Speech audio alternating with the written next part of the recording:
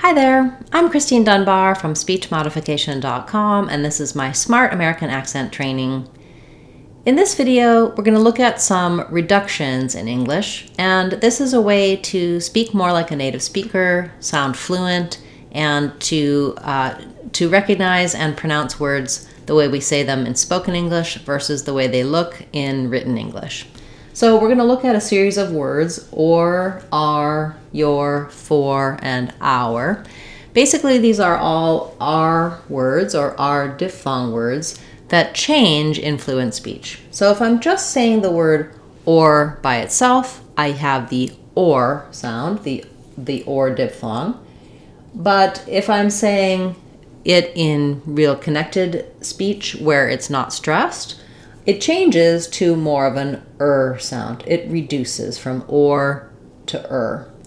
And how this sounds is I don't typically say this or that. I say this or that, this or that. So you can think of it as sort of losing the or, almost losing the vowel entirely, and just being kind of a short little sound. Paper or plastic, dogs or cats, coffee or tea, coffee or tea. So that's a good example because in coffee or tea, it's like the or just changes to an sound and it tacks on to the word. Paper or plastic, paperer. That's kind of tough. We have to do two there. This or that. So there is a little bit of a schwa, it is is a syllable, it's a vowel. It's not completely gone, but it's no longer or. Not this or that, but this or that. Okay, same thing happens for the R, which starts off as the full R diphthong, and again becomes an sound. For example, one more point about or. When I say or by itself, I do keep the or. Or, if I'm stressing on it, like I just did there, if or has length and stress, it keeps and maintains its true diphthong. But most of the time, or isn't going to be very important. So if I'm saying this or that, do you want red or blue? I can use that reduced version. If I said red or blue, you can hear how it has a different meaning because I'm stressing on it. Oh, I'm okay with red or blue. That means either or is okay with me versus do you want red or blue? I'm using that or just to connect those two. Same thing with are. If I'm saying, what are you doing? I'm stressing on are, then I keep this full R. But in most cases, I link these together and the R becomes more of an sound. So for example, what are you doing? You'll hear me saying this. It sounds almost like a single word, water, because I'm flapping that T as I link it. What are we having for dinner? What are you doing? What are you wearing to the party? Water. So the is still there. The R has reduced down to an I do have quite a few videos on these particular reductions in particular phrases here in this playlist, my linking and reduced sounds playlist. Also in our Real Talk playlist where we look at phrases, where we look at clips from movies and TV and advertisements and talk about written words versus spoken speech. These patterns happen most of the time. So most of the time, these words are not being stressed. We're not using the full version. We're using the reduced version. Similarly, most of the time when we're saying your, we reduce it to your. This is also true for the your as in you are. So you are becomes your, which becomes your. So there's a double reduction there. So if I'm stressing on it, it's your turn. I use the full version, it's your turn. Otherwise, it's your turn. It's your day, it's your job, it's your car, it's your house. Typically when it's unstressed, sounds like your. And it's typically unstressed because unless I'm trying to really highlight, it's your turn. Turn is the important word in this phrase, and it's your needs to go by quickly. It's your turn. It's your day. It's your color. It's your kid, etc. Okay, so these are just typical or becomes both in or and in your. Also in for becomes fur, same as fur that we wear or fir tree. I've just spelled it with ER here because that's how I tend to think of that sound. But again, if I'm saying it's for the party and I'm stressing on it, I keep it as or. Most of the time, though, we're not stressing that word. The majority of the time, it can be, the for becomes for. It's for you. So for changes to for. It's for you, it's for the house, it's for Saturday, it's for the holiday. And one more point about for, the number 4 does not get reduced. It just stays 4. So I wouldn't say I have 4 friends. I have 4. I have 4 friends. That's one way you can tell for which one is being used as well. And then our, the full version sounds like our, with a little glide. So we have a triphthong here of the ow diphthong plus the sound, the w connecting the 2 vowels, our. So our house is for sale. Our gets reduced down to r. So it doesn't go all the way down to but it goes from a triphthong to a diphthong. So you can think about it like just like are. It's the same as the word are, as in we are, the unreduced version. So if I'm stressing on it, that's our car. Normally, that's our car. That's our. You can hear how it's just this R sound rather than the whole our. Excuse me. That's our car. That's our job. That's our duty. That's our responsibility. That's our kid. That's our dog. That's our cat. So you can see how a good way to practice is just to start with that's our, that's your.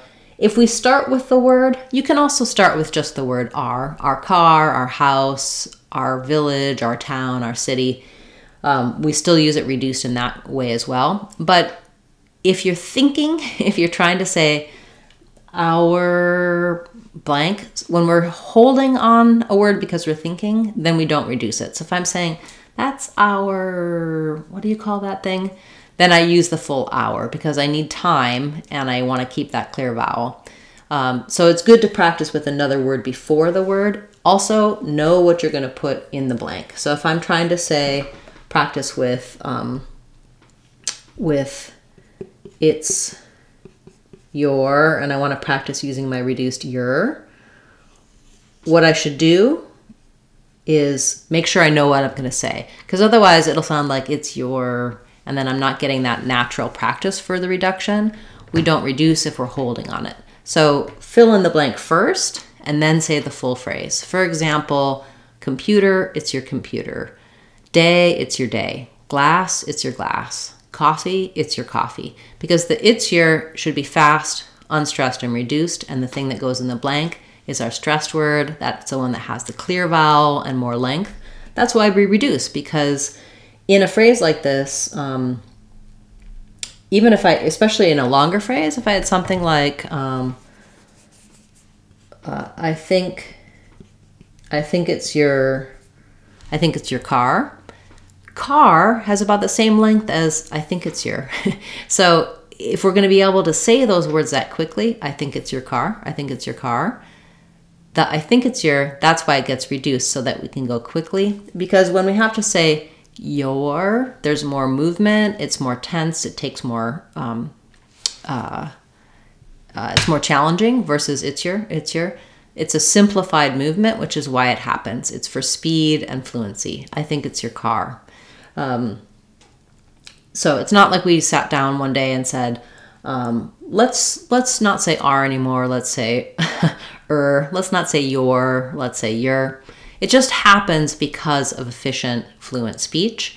It's okay to say, I think it's your car, but it's not as fluent typically. It's going to just be automatically be a little slower to use the diphthongs like or are versus just the sound, which is why I encourage you to learn it and to practice it, because once you get used to it, it actually is easier to do correctly and to do those sounds fluently.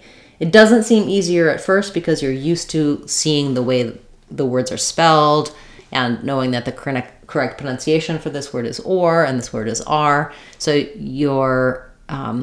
you may be a little resistant to it initially, and you've practiced, you have the motor habits for this full pronunciation of these.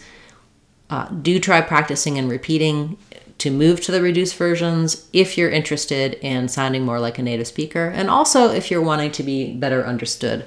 Because if I'm saying it's your car instead of it's your car, it sounds like I'm using that stress version. So you can hear how if I say it's your turn, it sounds different than it's your turn. It's your turn is just average, everyday message. It's your turn sounds a little bit like I'm saying, come on, it's your turn. It automatically, you might be just saying something natural and normal, but you're inadvertently changing the meaning slightly by putting too much emphasis or stress on these little words when you don't actually mean to. So that's my soapbox, my rationale for why you should be learning this, why you should be watching this video. Maybe I should have started with that, because if you didn't know that, you might not have bothered to watch this far along. But thank you for those of you who are still watching at this point. I do just try to share the why behind what you hear, as well as why you should do it to help you understand it. For me, when I understand why something happens and why it's important, I'm more likely to put in the effort to make that happen, versus if I just hear, if I were working on this myself, I might think, oh, that's not that important. Those are just those little words. I don't need to work on that. Okay, thanks so much for watching this video, for being part of things here on speech modification.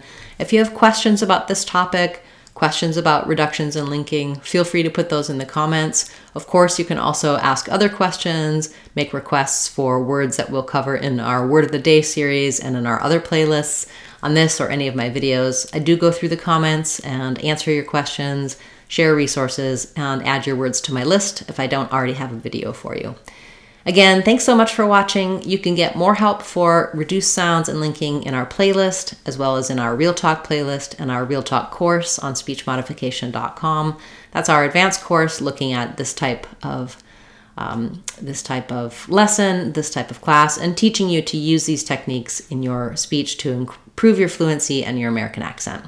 Check it out. It's our Real Talk course, and you can find it on our website, speechmodification.com.